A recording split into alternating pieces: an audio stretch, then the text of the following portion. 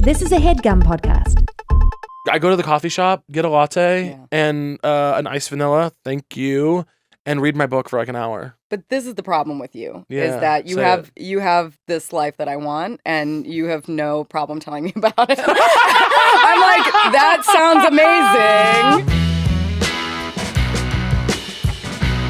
I love you so much. I love you. This was so much fun. Thank you for coming on. Thank you for having me. This was a blast. This was Let's great. wrap. Thank you so much. Let's wrap. Now that I know you love me, let's get out of here. Let's do it. Do you want to hear a joke that my dentist told me the other day? I'd love to. I've been thinking about it a lot. Okay. My dentist in Kansas City, he had his hands in my mouth, as they do. Yeah. They're freaks. They are. These people, they're Correct. obsessed.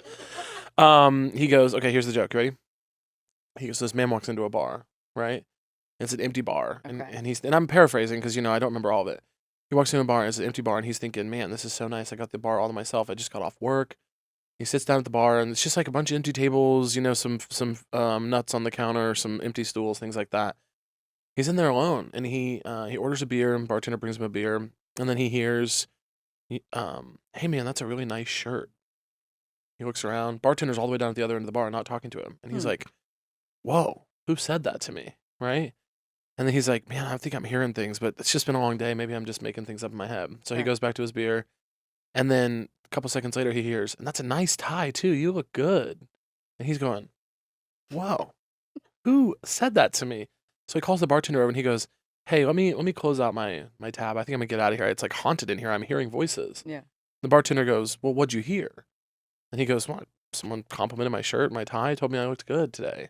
And there's no one around me. And the bartender goes, oh, it's the nuts. They're complimentary. I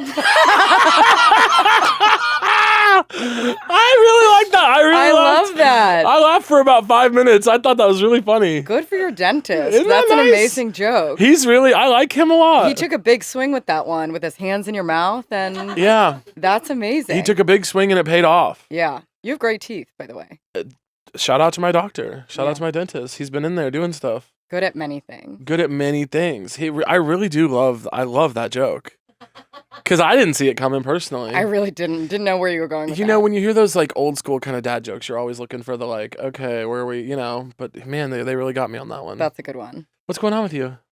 I am in the middle of a bunch of things right now. KC Tenants just launched rent strikes on October 1st. Yeah. So pretty much every day is like a fight with the landlord, with the regulator. So I'm trying to stay hydrated and endure through that. So, okay, so for the people, for the listeners, you and I met in Kansas City, where you're from. Yeah.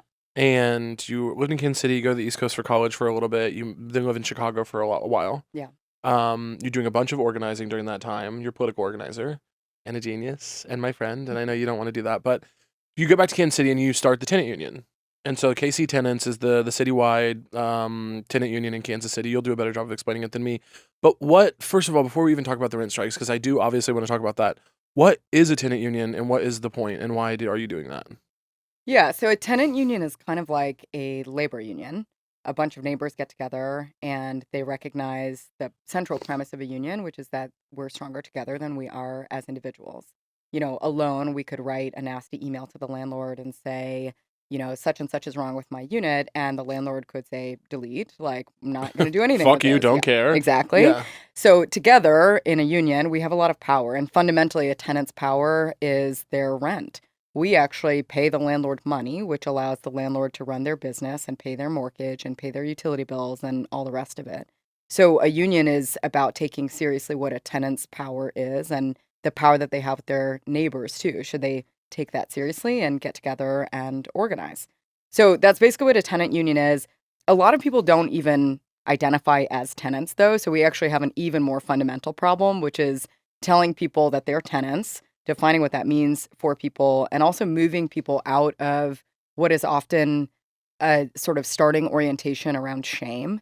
Like, people feel a lot of shame about being tenants. It's not a political identity that people associate with pride, like being a worker or being a parent or something like that. If people are tenants in this country, they're told to be ashamed of that. They're told to want to be owners.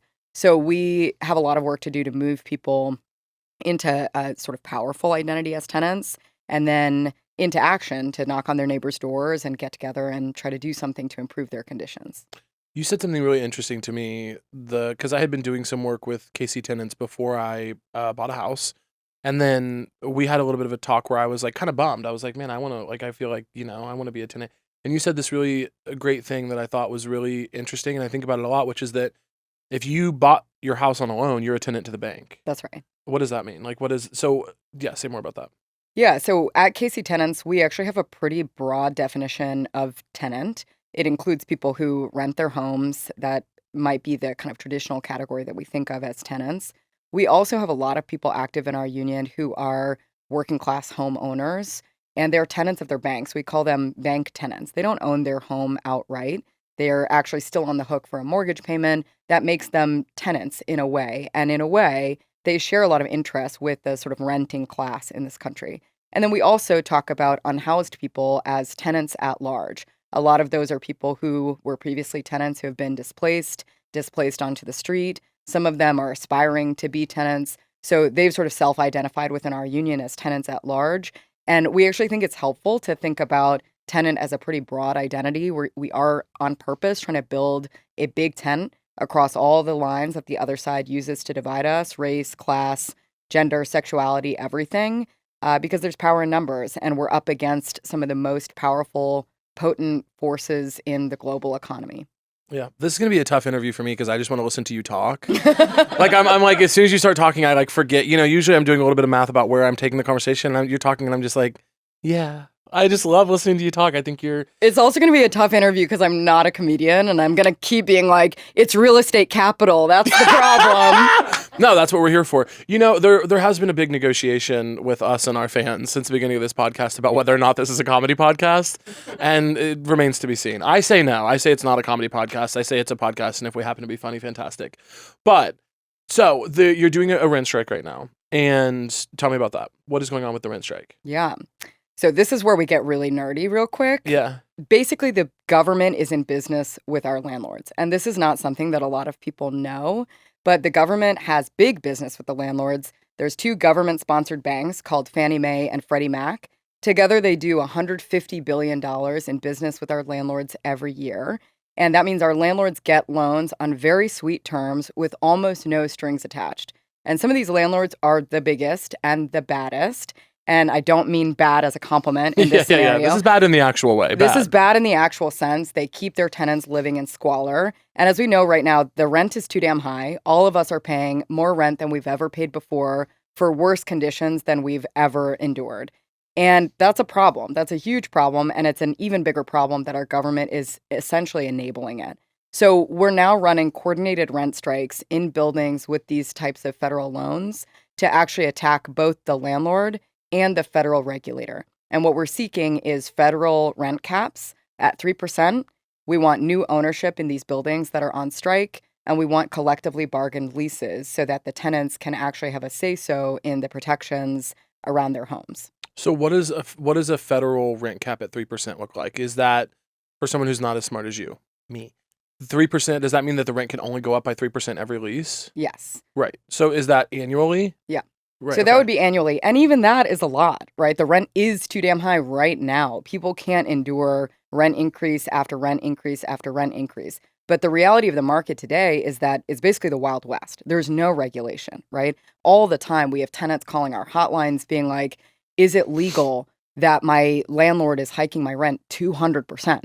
Unfortunately, in most states in this country, that is completely legal right now. That doesn't make it right. Right. That doesn't mean that we're paying for anything, any changes, improvements, right? The rent is actually not a reflection of the quality or condition of our homes.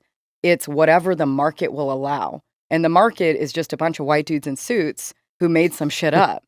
So what we're trying to do is say, let's actually regulate this market and protect people, try to stabilize things for the poorest people, the most vulnerable people in our economy. And then ultimately, we shouldn't be sort of captives of the market in the way that we are. There should be alternatives. Housing should be guaranteed for people, not commodified. Our lives shouldn't be line items in someone's budget. Right. So where's this rent strike taking place? So the rent strikes right now are taking place in the Kansas City area. There's one in downtown Kansas City at Quality Hill Towers. and there's one in Independence, Missouri, just outside of Kansas City. But there's tenants organizing in these federally backed properties in Michigan, North Carolina, South Carolina, Kentucky, Montana, Connecticut, the list goes on.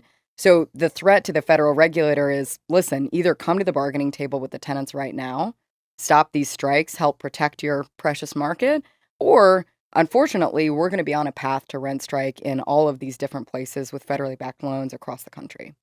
So, okay, a lot of people I think who rent, like, you think about, there are the people that are like in organizing, there are people that are 100% always on our side, right? Yeah. Like very leftist, very progressive, like young people who have seen how bad things are, older people who have seen how bad things are, like people who are just 100% down for the cause. And then there are people that are never going to side with us, your landlords, your big finance people, your people who work for Fannie Mae or whatever. They're never going to maybe get with us, whatever. But those people in the middle, someone who might say like, okay, Tara, sounds cool. You make it sound really nice. Why aren't these people paying their rent? They signed a lease. Like, what kind of conditions exist in these buildings that people feel that they need to strike? Caleb, they're horrible. Yeah. They're so horrible. I mean, one step in these buildings, and you'll see some of the worst shit you've ever seen in your life. Independence Towers, for example. In Kansas City. In the Kansas City area. You walk in, and the carpet is disgusting. There's holes in the wall. There's mold everywhere. There's rodent issues. There's holes in the ceiling filled with asbestos. Half of a whole floor is burned out. The unit's burned. At the end of July, a child fell out of an 8-story window to his death. Yeah. The conditions are really bad. Yeah. And it's hard to imagine if you're someone who's lucky enough who hasn't had to endure conditions like this. But our neighbors live like this in every community in this country. Our neighbors, working class people, live in conditions like this and are paying more money than they've ever paid before. It's robbery. A theft is occurring. Well, and it's tough to imagine, I think, for people who, if you have like a a good paying job and you rent from a landlord who maybe you even know, like somebody, your friend's uncle or something who has a house that he rents out, you think like, oh man, I would never, like, I think there are people who go, why would you withhold rent for them just because they didn't, replace a light fixture or you didn't feel like, it's not like that. It's way worse. There are rats in the buildings. There is asbestos. There are safety issues. I think that's sometimes hard for people to grasp because these people every month expect the rent on time, even though they're letting people live in what are effectively like Wild West, unregulated, like slums. Right. A lot of the feedback that we've gotten about the strike strategy so far, people are like, is that legal? Like, can you withhold rent, right? When workers go on strike, there's a whole kind of formal process around it. There's no such thing for tenants, not yet, right? Maybe one day we'll get there, maybe one day soon. But what our response is, no, this is not legal. We're not taking a legal action. We're taking an action from a place of collective disobedience. Right. Because the landlord has broken their contract. The landlord is not doing the thing that the landlord has said that they will do in return for our rent, so they don't get our rent. And that's the kind of premise of the strike. Then a lot of other people will say, if these conditions are so bad, why don't these people just move, right? Why don't they leave? Why don't they get up and go? The issue is there is no place to go. If you're poor, if you're working class in this country, there is no place to go. This is Independence, Missouri, and people are forced to live in conditions like this, renting from what we call landlords of last resort, because there's simply no place to go. There's not another place to rent if you're a poor person earning minimum wage. If you earn minimum wage and work full-time in this country, there's not a single county where you can afford a 2-bedroom apartment. Right. And also, moving is expensive as fuck. Yeah.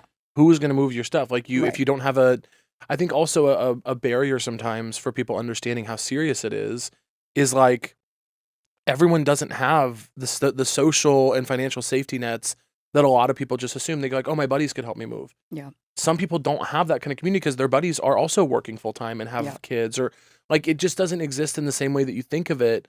I think sometimes for certain people to like get on board, and it's also the moving cost of like like getting your stuff moved, signing a lease on a new place. They might want first and last. They might want security deposit. Like all of those things cost so much money that it's like you can't just go somewhere else, even if there was another place to go, and there isn't. And there isn't. The costs are so extreme. And again, there's no regulation. They can say, I want 3 times first month's rent. I want security deposit. Now there's all of a sudden pet fees, gas fees, cable fees, trash fees, whatever it is. There's absolutely no regulation around any of that. So landlords are just shaking us for everything we have, every last penny and dime. And some of the people that we work with are some of the most vulnerable people in this country. I've spent a lot of time in the last couple of weeks with elderly folks in the Kansas City area who are just getting hosed. These are people living on fixed income. Many of them have disabilities of various kinds. Not only are they dealing with the same constraints that all of the rest of us are in this terribly expensive market, they also just actually cannot find some extra cash. They don't have cash laying around. They don't have family left anymore. Some of our most vulnerable neighbors are the most at risk and are forced to live in the most undignified ways. Like Yeah. you and I would not allow our parents or grandparents to live like this. Our landlords wouldn't allow their family members to live like this, but they're very happy to wring these old people dry for everything that they're worth. Yeah. So what is the end goal of the tenant union? Like, what is the ideal? Is it a future where there's no rent? Is it a future where, like, what is the end goal ideal of the tenant union or So tenant organizing? yeah, tenant unions are kind of beautiful, enduring projects unto themselves. Like building a strong union is a goal unto itself. We're practicing democracy every day, which is kind of a corny way to put it, but it's like No, I like that. they are these like beautiful projects where you bring together people across race, age, gender, class, etc. And every day is a day to sort of like reinvent what the union is, build more durable, more democratic structure. So the union itself is a goal. And then obviously just changing material reality, right? And I think for some within our unions, that looks like a world without rent, like the abolition of the concept of rent itself. For others, it looks like the construction of something that we call social housing. So housing that's off the market. It's not available for investment or speculation. For still others, it looks like cooperatives, land trusts, like more creative and collective ways for people to live. So, I have my own visions, but the beauty of a union is you kind of have to like negotiate that with your neighbors and the people that you organize with. Yeah. Well, you talk about your own visions. I mean, you're an extremely smart and you're extremely smart person. You're very talented at what you do. You could have done any kind of work after college. You went to a good school. You have a good education. Whatever those things mean. Why did you choose tenant organizing? Like, why this instead of anything else? I'm obsessed with power. I mean, that's the truth. Yeah. And let me dig in. I'm obsessed with power. And there's I think there's like no more profound expression of the imbalance of power in this country than tenants and their landlords. And we see power dynamics play out in every sector across every issue, happens in schools, hospitals, churches, etc. Of course, the workplace. But there was something about this issue that was really compelling to me. And I was so curious about why people weren't doing more, saying more about this gross imbalance of power between tenants and their landlords. And for me personally, the kind of reason behind that obsession is like so many people, I've been on the wrong side of power imbalance. I, on a soul level, feel very connected to the people that I organize with. I know what it feels like to be trapped and powerless. And I don't want that for myself, and I don't want that for anyone. And I was so drawn to this work, I think, because of what felt like a really clear path to confront that imbalance in power. And to this day, there's nothing, it feels so electric to be in a tenant meeting where people feel powerful for the first time ever. I think about so many instances of tenants saying to me, I have never felt power in my body before this moment, before taking this collective action with my neighbors. And that's, I'm hooked on that. There's no better feeling in the world than getting to invite people into that, and to continue building on it. And I mean, this because you live in Kansas City, but KC Tenants is undeniably one of the most powerful institutions in town. It's a fucking powerhouse, yeah. It's a powerhouse. Yeah. And people walk around in our yellow shirts and they feel powerful and they feel pride in their union. And I can't underestimate the reality that so many of those people that feel that kind of power have never felt that before. And that's profound. I mean, it's completely changed my life, and there's no looking back. Yeah. I could cry. I mean, I got close to crying because it is. And I know, I've met many of the people that you're talking about, and they're my neighbors as well. And like, it's just like kick ass. Like, it's cool as fuck to be like, we don't actually have to accept any of this. Yeah. Like, there's a lot of talk, and I got very disillusioned, frankly, with like candidates. And like, I worked in like electoral politics when I was younger, and I got so disillusioned with it and just felt very hopeless. Like, damn, everyone is not who they say they are, or many people are not who they say they are. It feels a little hopeless. But then the tenant union really, really, and I've talked to you about this, like really reinvigorated my passion for just local community organizing and feeling like, no, we actually, like, all talk aside, do not have to accept this. We do not have to have a life where rent is this fucking high. We do not have to live in a world where our neighbors are living in horrible conditions and treated badly by people, by the way, most of whom, or at least a lot of whom, do not live locally, are not our neighbors. They come in here and buy properties, and then they extort our neighbors, a lot of them older, a lot of them disabled, a lot of them, all of them low income, and they extort our neighbors for their profit, and they don't even fucking live here. Yeah. That shit enrages me. Yeah. And I think it's so cool to see and genuinely feel like there's some group out there in Kansas City, it's the Tenant Union, and I know that in other places it is as well, that feels the way I do, which is like, we don't have to accept this. Yeah. We do not have to live like this. Well, now this is my chance to tell the story of how we actually met. Go ahead. Because Go ahead, tell our story. You have been such an extraordinary supporter of the Tenant Union since before we were friends, for which I'm totally and deeply grateful. And we met, I remember seeing your name because you had made a really generous contribution at some point during the pandemic. So I remember seeing your name, and I knew of your work. And then I saw you one night on a dance floor at a local bar that we both love called The Ship. Mm-hmm. And I went up to you, and in such a weirdo way, like there's a total weirdo behavior, instead of being like, I'm Tara, I organize with KC Tenants, and I'm familiar with your familiarity with us. Instead of any of that, I was just like, I'm a huge fan. I ran up to you and I was like, I'm a huge fan. So of course I was in meeting a fan mode and I was like, what's your name? Like, no, hey, exactly. nice to, you were sort of like, okay, goodbye. Like, I'm out with my friends. No, you were very, very sweet, but it was, I was being a weirdo. In retrospect, I am obviously also a fan, but we got there eventually and I was like, I organized with KC Tenants, and then you and I met up for coffee, which turned into like a 3-hour endeavor because you were so compelling to me. You were talking about this kind of shift in your own politics from being someone who had been really attuned to candidates and the sort of formal political process to becoming really disillusioned with that and starting to think more about issues. And I don't know if you would identify it this way, but we had what I consider basically an organizing conversation where I was like, who the fuck are you? Like, why do you care about this stuff? Not from a place of suspicion, but from a place of genuine curiosity. And I tell people this all the time. I'm like, we're so blessed and lucky to have someone like Caleb in our corner. Tara. And it comes from such an authentic place where, you told me about growing up, how you grew up in Chillicothe, and the reasons that this shit matters to you, the reasons that you care about Kansas City and giving back in Kansas City. And that has stuck with me. I feel so grateful. I'm surprised. I think about this a lot because people obviously know I'm from Missouri, and a lot of people who aren't from Missouri will be like, "Oh, I'm so surprised that you're so progressive." Like or it'll come up in some way, you know.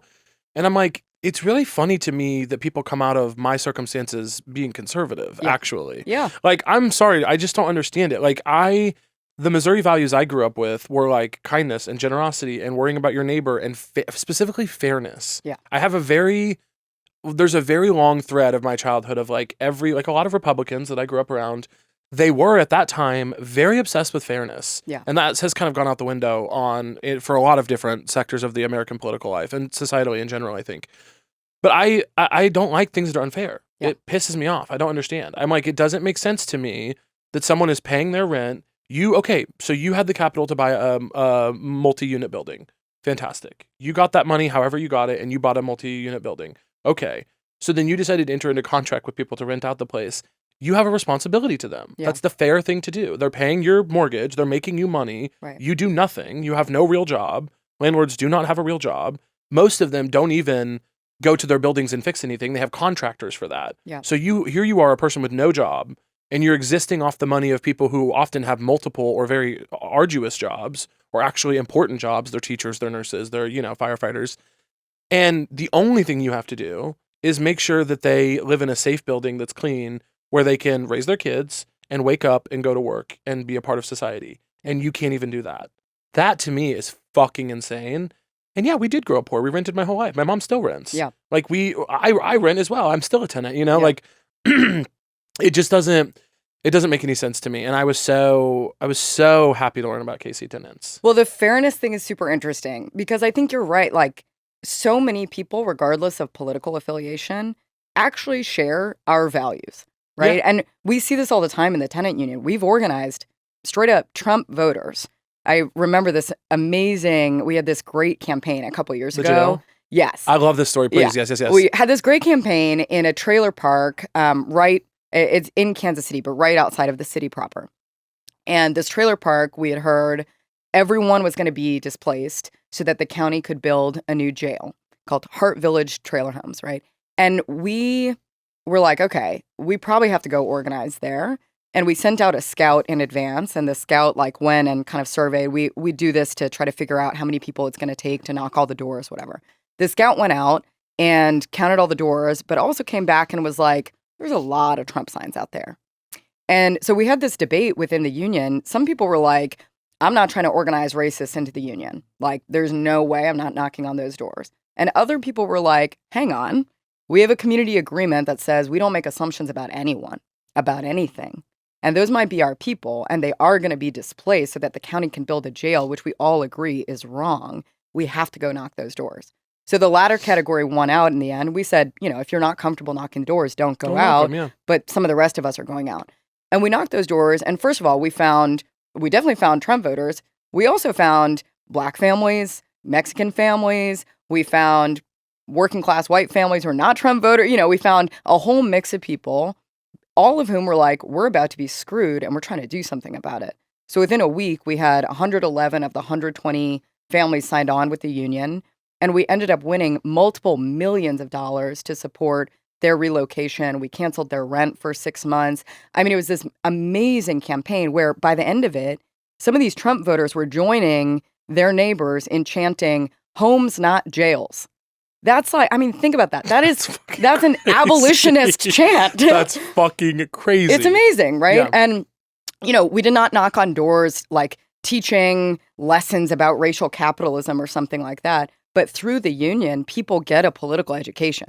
Through meeting their neighbors and actually forging real relationships with them, they get a political education. Does that mean that they've totally transformed and they're not going to still go vote for Trump? No, but that's not the goal of the union, right? They have transformed as individuals. They've transformed as neighbors. They've transformed as members of their community. And that's powerful and that's worth something. And I think people within the context of a union often get exposure to this reality that we have more in common than we think we do. And we definitely have more in common with one another than any of us do with our landlord, with our boss, or from most of the shot callers in this country. Yeah. And that's part of the shift for me personally is I just want life to get better for people. Yeah. And I don't feel that in national politics. No. It doesn't feel, it's part of the conversation, but I think everyone in the country is feeling this right now on both sides, on all sides, and the sides are not equal. But I do think everyone is feeling life is supposed to be good, and it's only good for a very small percentage of people, and that's not right.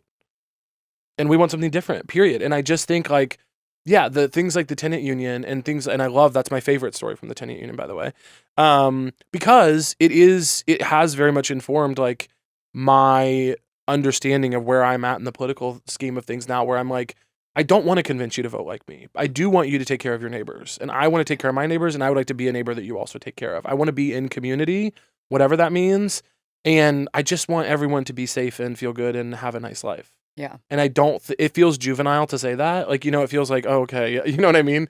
But I'm no, that is how I feel. That's just how I feel. I don't think it's juvenile at all. And I frankly wish more of our national political leaders were tapped in enough to understand that that is what most people want and need.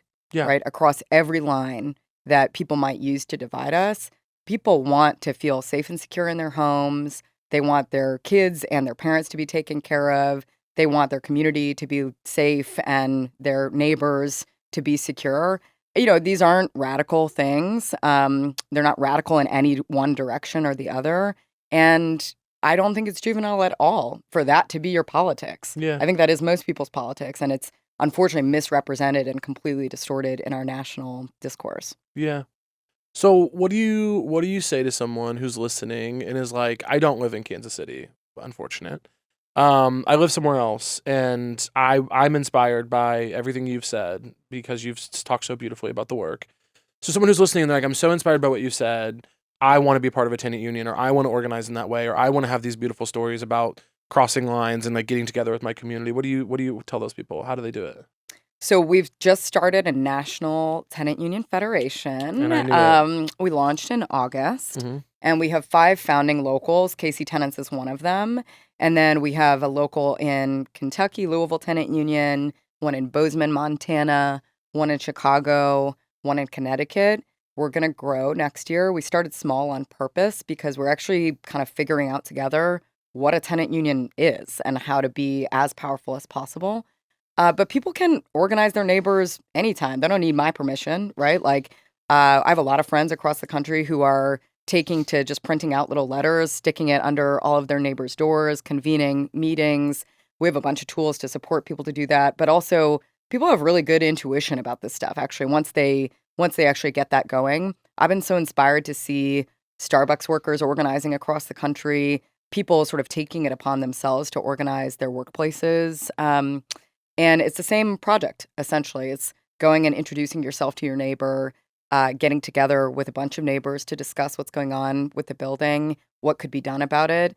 A lot of tenant unions don't necessarily fight the landlord. Maybe the first set of things that they do is actually take care of some stuff themselves, right? Organize like a cleanup day among the neighbors to actually get some stuff done that is within y'all's control. So there's a lot to do, and I think the most important thing is to like get out there and find a political home, a group of people who actually share your values and want to do something about them. Yeah, I mean, it's something I just think about constantly lately, and you and I've obviously talked about it. It's a lot of your work, but just like community Yeah. and like warm, genuine, supportive community, and how many people are missing that. And part of it is like, look, there's a piece of it that is like somebody in the mix needs to be an extrovert. Like somebody has to go next door and say, "Hi, I am your neighbor. I would like to talk to you." And that part is tougher for some people than others. But I just think about like, what does good, genuine community look like, and how do you actually support people? Because it's what everyone wants. Everyone wants to be part of a good community. Well, most people. I think most people want to be part of a good community, and a lot of people are like missing it right now. And so I'm just thinking constantly and like turning over all the time, like even the tiniest ways that we can build community. And I'm not even talking necessarily about like your neighborhood. I'm talking like community in the grocery store, community at the concert, community at like just community all the time, and how we can just feel more connected in a time when it feels like disconnection is everyone is anxious about it because we all feel so like separate, Yeah. Totally. I'm thinking about it all the time. Totally. People are so alienated, and it's really, really bad for us.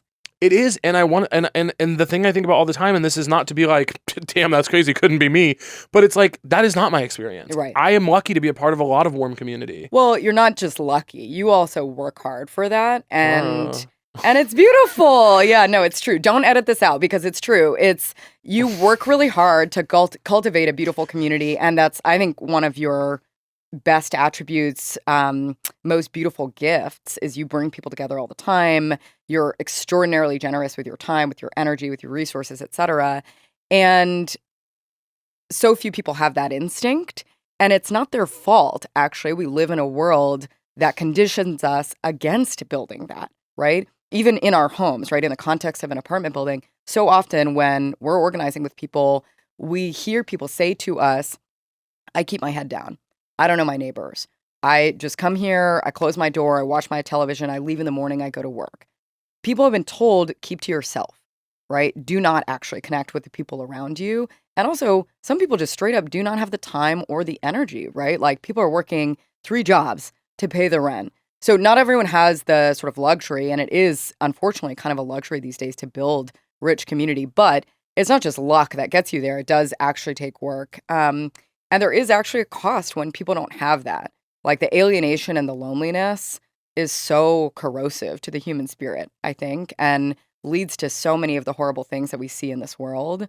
Like hate and division festers in those circumstances. The like misinformation that we all get fed on our social media and traditional media all the time these days, that shit can only like resonate in a world where we don't actually know human beings who can check our understanding of the facts. Yeah. I felt this a lot in high school. I started traveling with this organization that I was a part of, and I met a lot of different like people. Yeah. I just met a lot of different people, very different from my hometown. I met people of different faiths and different backgrounds and different races and all kinds of stuff. And then I would hear things differently. Like I would just hear like, older dudes in my hometown being like, something this, that, or the other about Muslims. And I would be like, I know a Muslim person. Yeah. And you don't. And what are you talking, but like knowing people and being like attuned to other people who've had different human experiences than you is like obviously the number one, in my opinion, thing that like builds empathy. And I do think the important thing about a tenant union that you were touching on earlier is like, it's not all about sticking it to the landlord, which is pretty fucking cool. If that was the only thing it was, that would be pretty cool. Yeah. But it is also about like, there are a lot of fringe benefits to knowing your neighbors. Yeah. Like I know all my neighbors on my street in Kansas City, and it's partially because of the tenant union that we're not like organized through the tenant union necessarily, but like the values that I have gained from being a member of the tenant union and a fan of the tenant union were, when I moved into my house, I was like, I'm going to go meet every neighbor. And it has come in handy so many times. Yeah. My neighbors next door to me, they had a tree fall in their yard. They're two older women. They're not old, but they're older. And, we all like 3 or 4 of us went over and like helped get the tree out of their yard and like fixed their fence. And like my door like swung open while I was out of town, and they text me and were like, hey, we're going to shut your door.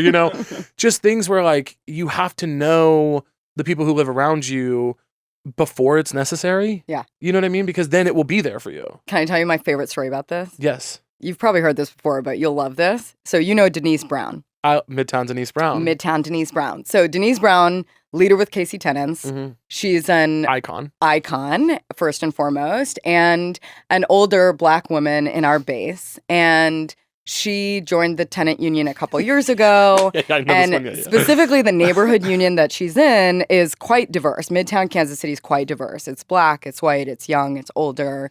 It's also changing rapidly. It's one of the most rapidly gentrifying areas of the city. So Denise was kind of thrown into this fray early, and she's like such a chiller. Yeah. Like she dug in immediately and kind of rolled with the punches.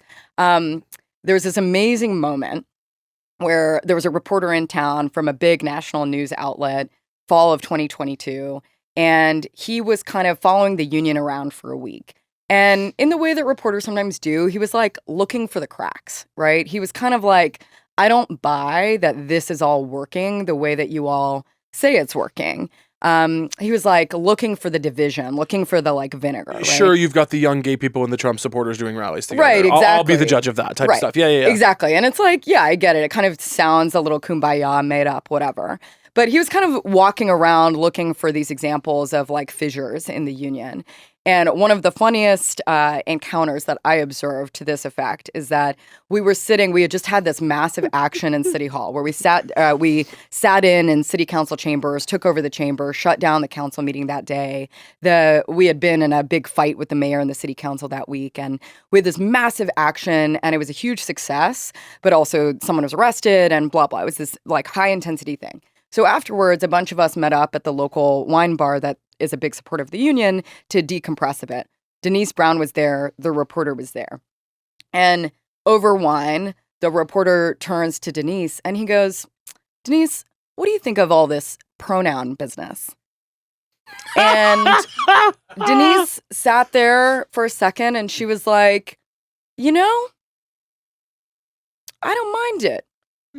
It's been good to learn more about leaders in the union who identify different ways. In fact, there was a moment where I started identifying as she, they. I started using she, they because, I don't know, I've never completely thought of myself as like a woman in that way. So she, they, I was using she, they.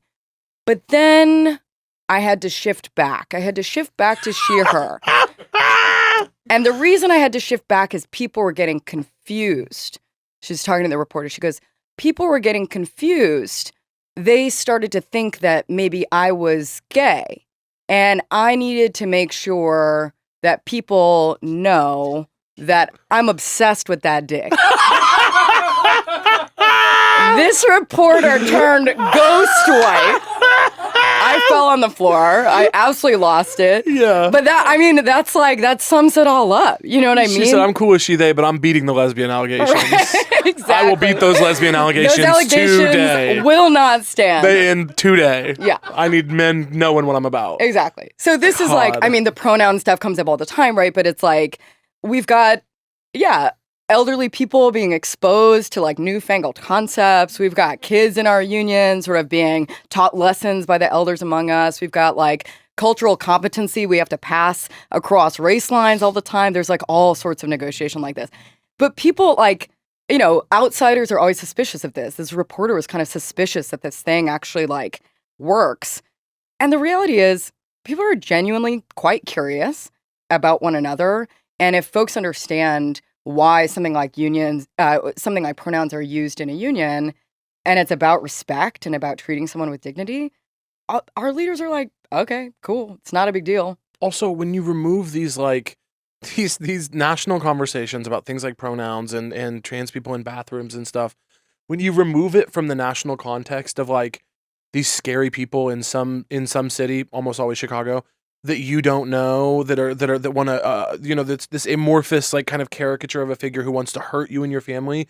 When you remove it from that context and put it into the context of the person sitting across from me who's trying to help me not get evicted from my home because I couldn't afford rent this month, right? A lot of that shit starts to make a lot more sense. For sure. And it also is like, and there's a lot of privilege in this, and I'm not prescribing this to everyone. I am a cis white guy who has a certain level of financial stability. Like, I know my privileges in the world, and I acknowledge that when I say this. There's a certain level of me that, like, I don't really care if your language is perfect. I don't really care if you, like, when we're at work, when we're at the tenant union, when we're, like, talking about you being my neighbor, I want to help you, and I trust that you're going to help me back because we're neighbors, and that's the agreement that we're in. Yeah. And if you don't always get it right, and you say something that's, like, maybe in the context of, like, my age and my life experience and my education, I would understand to be homophobic, I got a lot of space and a lot of patience for that because you're my neighbor. Completely. I'm not looking to be offended. I'm not looking to be mad at you. And I'm not assuming that you're trying to hurt me. I actually assume we're all here to help each other. Yeah. And that we'll just miss the mark sometimes. Totally. And I think this is where like a lot of, especially kind of left spaces get shit wrong, is that there's a purity test at the door. There's a series of litmus tests. There's like exclusionary politics around, if you don't say things perfectly or if you're not right here, right now, you don't get to be one of us or you're not good enough or whatever. And that shit sucks. And that's not how you build power, frankly. Yeah. Like, you do not build power that way. No one is born a radical. You were not born with perfect politics, sir. Like, it's just, you have to meet people where they're at, be patient with people, not make assumptions, and frankly, get over yourself a little bit. Like, don't be so precious about every little element of everything to the extent that you can't see someone trying and help them try to meet you where you're at too, right? It's not about compromising your needs. It is actually very important that we respect people's pronouns in a union. Yeah, we don't compromise on that, and we don't shun people for getting it wrong right out the gate. We correct them in real time, and we help them understand why it's important in a way that doesn't shame them or make them feel like idiots for not getting it right the first time. See, something about you that I think people get wrong is that I think a lot of people from the outside think that you're primarily, like, first and foremost an organizer. And I think that first and foremost, you're a storyteller. I think that storytelling is the actual, like, crux of your job. I think if you were a bad storyteller, you would be a lot less effective organizer. Like, I think your ability to tell stories as beautifully and succinctly and as aptly as you do, and to know which stories to use when, and to know what levers to pull, I think your talent as a storyteller is like the hallmark thing about you. And I think it's the reason that the tenant union in Kansas City is so successful, because at the core of it, And you're not the center of the tenant union. It's all of us. We're all in it together. And I know you would be quick to tell me that. But as the person who started it and who pulls a lot of the levers and who is kind of in charge, your storytelling is like the heart of the union. Thanks. That's very sweet. And I'm not in charge. I do have to say that. I know, Contractually obligated. I know. The union is a collective. We make decisions together. But I do think like so much of being serious about power is being serious about our story and their story, like knowing what the enemy's story is and how our story actually contests against that. And our stories are fucking fun to tell. I mean, that's why I really appreciate that you see that in me. I fucking love telling our story, but the story of our campaigns, but also like there's so many individual people that I'm obsessed with. And I think actually to be a good organizer, you have to love people. You have to love messy people, weird people, freaks, stubborn people, indignant people, haters. Like you have to really love people. And I really, really love people. And there's so many people in our midst who are just the most incredible characters you've ever met. And you have so many people like this in your beautiful community you've cultivated. So I know you get it. But yeah, telling stories is easy when the people you meet every day are the most interesting people in the world. Yeah. And there are people. Yeah. That's the other thing too, is like my love for Kansas City and my love for where I'm from has grown immensely in my time being a part of the tenant union, because a lot of my experiences growing up in Missouri were not ideal. Yeah. You know what I mean? They were not things, they were not necessarily value aligned with who I think I am as an adult and the life I've built for me. But yeah, the reconnecting with like actual people who are in my community and who are my neighbors has made me be like, oh, actually home is pretty sick. Yeah. I actually really like where I'm from. Yeah. You love Kansas City. I really do. I love it. You're the best recruiter to Kansas City that I've ever met in my life. It's my number one job. It's incredible. It's my You're bringing me more and more friends with every passing year. And I'm so grateful to you for so many things, but that's one of them. I love how you put on for your city. It's so good. I think it's a great place. Yeah. I have a segment for you. Hold on now. I have a segment for you on this clipboard. Are you ready for this? Yes. Okay, now you know what this is, I think. I'm going to read you 15 statements. You're going to tell me as quickly as you can if you think they're true or false. Okay. Okay? Speed is of the essence. If you get 10 or more correct, we're going to give you $50 US. So there's right and wrong answers. It's true or false. Okay. Okay? The longest case of hiccups ever lasted 68 years. True. True. The most commonly used English word is because. False. False. It's the. Lex Luthor is Spider-Man's archenemy. No idea. False. Damn it, I gave it away. False. It's Superman. Kansas City has never had an NBA team. True. False. Ah, false. No, I knew that was false. I knew that was Count false. it wrong. I'm canceled. Kansas City Kings. Mosquitoes have killed more humans throughout history than any other animal. True. True. Modern bulletproof vests are made of wood. False. False. It's Kevlar. Penguins use tools. True. True. The Nintendo DS came out before the Nintendo GameCube. True. False. The chief judge in the Salem witch trials graduated from Harvard. False. True. There are 4 films in the Jaws franchise.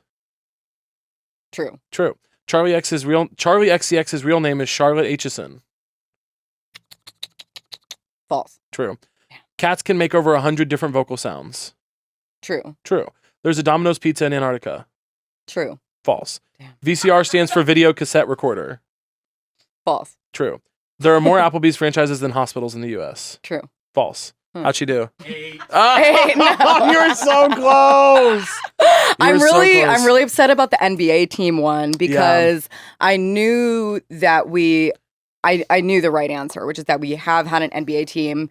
But here's the thing is I really need us to have an NBA team badly. I really need us to have an NBA team. You and I would be at the games all the time. Kansas City. And you know what? They should be the Reapers. The Reapers. Kansas City Reapers. I keep trying to get someone in Kansas City to be the Reapers. Why? Because there was this quote. Chance, what was the quote? It was in the 13-second victory game against the Bills for the Chiefs, where Patrick Mahomes came to the sideline and Andy said, "When things look grim, be the Reaper." Oh. Pretty hard. That's pretty good, but how are you going to name an NBA team off of an NFL reference? Well, because the Chiefs won't change their fucking name. I would love for them to be the Reapers. Correct, yeah. But they won't do it, and so I would like I just want someone to use that because people like Made Mob. Yeah. Made Mob has made, I think, some Kansas City Reapers stuff that's like sick as fuck. Like so cool. I'm like, Kansas City Reapers is awesome. I actually need that. Kansas City Reapers is good. Kansas City Reapers is good. The Chiefs need to change their name to the Chefs.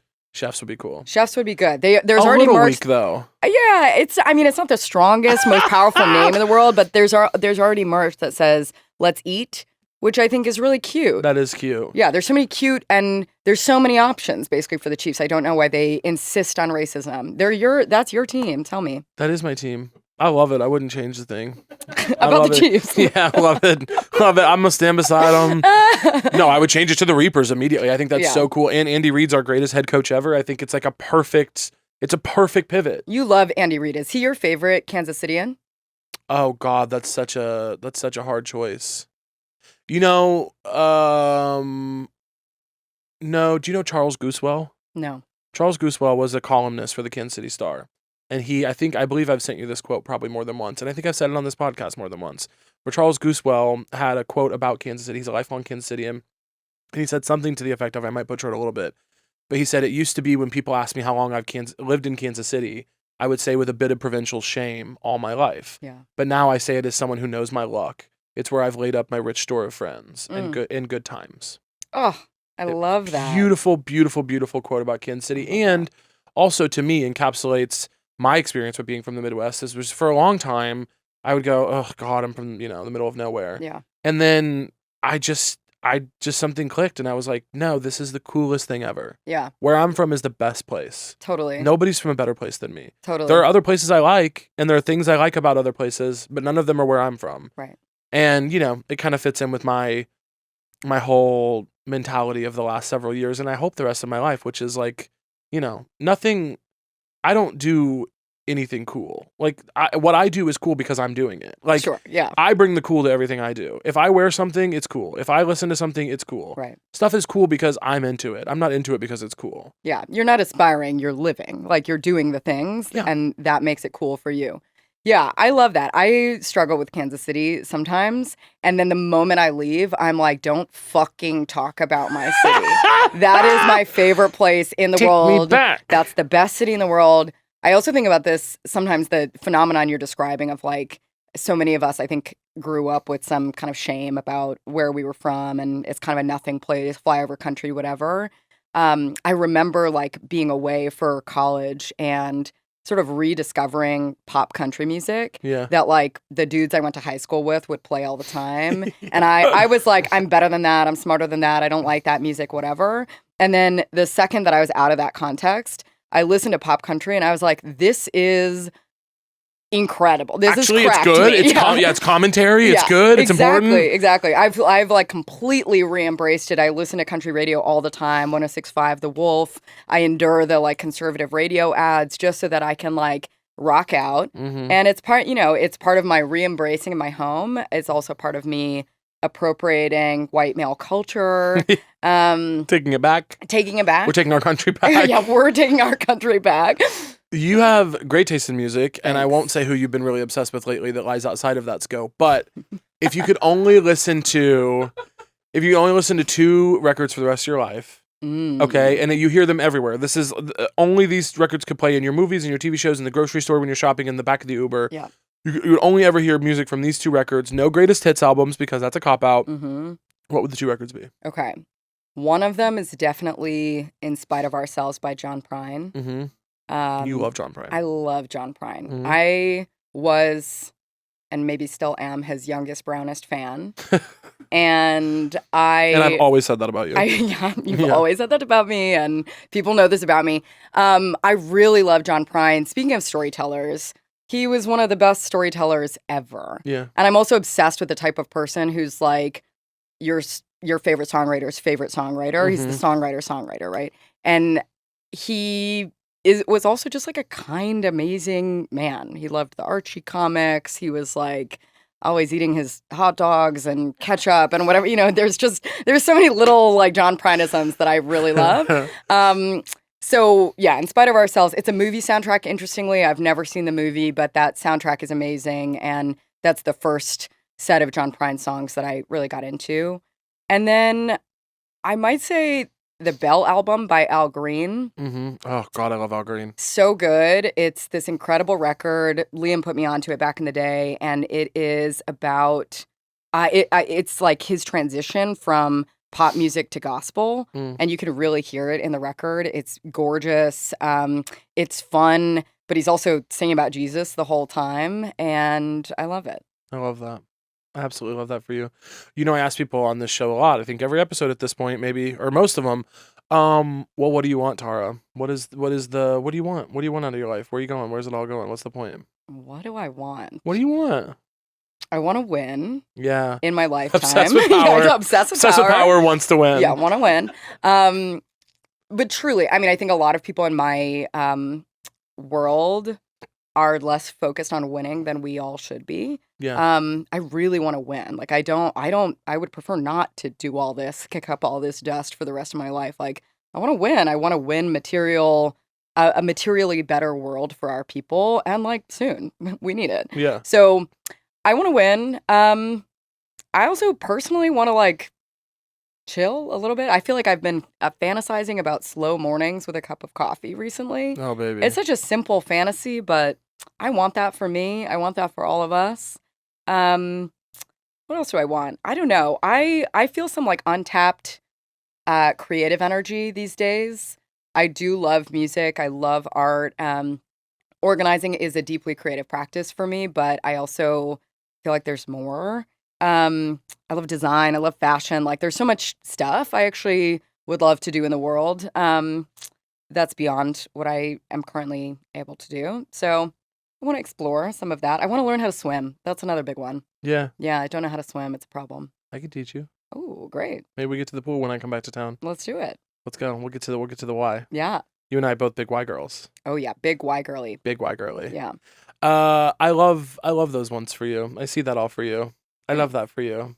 What was there something in there that you said? Wanting to win. Yeah, I mean, I don't remember what I was thinking, but I'm over the moon that you're obsessed with winning.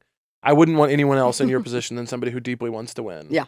And now. Yeah. I want to win quickly as well. Yeah, I think that yeah. would be fantastic. Everything for everyone. We want it now. We want it all. Yeah, I think if we're not obsessed with winning, we're doing it wrong. I'm not trying to be in like a leftist book club. I want to be in the most powerful tenant union in the country that changes everything and wins better for all of us. You will just drop like the hardest line ever sometimes. Do you know what I mean? Like Tara will just casually in conversation be like, I don't want to be in a pussy leftist book club. I want to behead my fucking enemies. It's like, God, I'm obsessed with you. I mean, you said it better. Thank you for the... Yeah. Well, you can't say things like this. Thanks this is for for the punch me. up, exactly. I've been big on the slow morning recently. Yeah. I've been getting up, smoking a little bit of a joint. Oh. Tiny little joint. We're Morning talking Jay, love 2-3 hits. Yeah. Not right away. I get up, I shower, I do a little bit. Then when I feel my wits about me, then I like to take them back away. I like to build my wits and then cut them back down. I like to get into tune with the world and then go back away. And then I go to the coffee shop, get a latte and an iced vanilla, thank you, and read my book for like an hour. But this is the problem with you, Yeah, is that you have this life that I want, and you have no problem telling me about it. I'm like, that sounds amazing. That sounds amazing. Simply not my journey at this moment in time, but thank you for reminding me. This is the problem with you. You have this life that I want, and you're comfortable telling me about it. That is so fucking funny, dude. Well, I invite you to smoke a little joint in the morning. Thank you. I love that. I will consider the invitation. It will make... We were talking about this yesterday, but I have to send so many like mean emails every day. Yeah. And I kind of love it. It's like, as an organizer, I have a daily choice to make about whose team I'm on. I see that as like a part of my organizing practice. And as long as I'm choosing the right team, I'm unleashed. I'm the right team's asshole. Yeah. Do you know what I mean? Like, I get to be an asshole via email to our enemies because I'm on my team and I need to be their fighter. So I have to compose these emails like every day that are just like me at my meanest, most aggro, cutthroat, whatever. And And somehow I think they would be even funnier and even more aggro if I was smoking a little J in the morning. So maybe I'll try that. Literally, you're on email at like 4:53 p.m. being like, "We will destroy your fucking business. We are going to withhold rent until we get what we deserve." Right. And then 5 minutes later, you're at dinner with me, scratching my back, like, "How's it going, honey?" And I'm like, "This is my girl. This is the duality of Tara." I love that though. One thing I'm really, really grateful for is in Kansas City, we now have this incredible little friend group that is so separate from my work life and also is filled with other main characters, if I can be so bold. Yeah. And it's such a fun escape. Like, I love getting to run off, like, right off of a mean email or a work call and going to dinner with our friends and getting to exist in your worlds and learn about what you're up to. It's so cool. And I feel so lucky. Shout out Kevin and Katie. Shout out Kevin and Katie. Shout out Kevin and Katie. And shout out to Tara. What is so true to you? It's so true to me. The rent is too damn high. I knew it. Yeah. I knew that this would be so yours. predictable. I'm really sorry. What if I was like, I don't really agree? After all this, I'm like, exactly. I don't know, Tara. I'm not sure. No, the rent is too damn high, and that is so true, and it's so wrong. And Yeah. let's do something about it. And we are. Yeah. And we will. We will. We will together. Right. So I don't know yet when this episode is coming out, but we are doing a benefit show for the Tenant Union. Right. As you well know, me and Waxahachie in Kansas City, Missouri, even, at the Midland on November 23rd. Bunch of special guests. We've got Beth Stelling, very funny. We've got the Salvation Choir, and we're going to add some other folks as well. I think Holmes is going to get to be there, which is going to be fantastic. And I'm so excited for it. Yeehaw. I can't wait for Yeehaw. Are you pumped or what? I'm so pumped. It's really one of the best nights of the year. So fun. Our leaders have a great time. Last year we had like all these kids on stage, like KC Tenants kids on stage, kind of revving the crowd up. Incredible energy. I'm so excited for the guests this year. The Salvation Choir. I just saw that announcement today. Best band in the world. Massive. Congolese choir from my neighborhood. Yeah, I'm psyched. It's going to be incredible. We should come up with Chance, maybe remind me to do this if you could. We should come up with a donation link for the for people that are fans of the show that can't make it to Kansas City or just want to donate. We should work on that as well. Love that. I'm so excited. I just love you, dude. I love you so much. Thanks for coming on. Thank you. Do you want to tell people where they can find and support? Sure. kctenants.org/donate. And then for updates on the rent strike and all things national, Tenant Union Federation, aka TUF, on all the socials. Tenant Fed on Instagram, Tenant Fed on Twitter, tenantfederation.org on the internet. I think I'm slacking. I need to go follow. Actually, You gotta I think go follow. I think I'm behind. Well, we love you. Thank you for being on, hon. Thanks, Caleb. Love you. That was a Headgum podcast.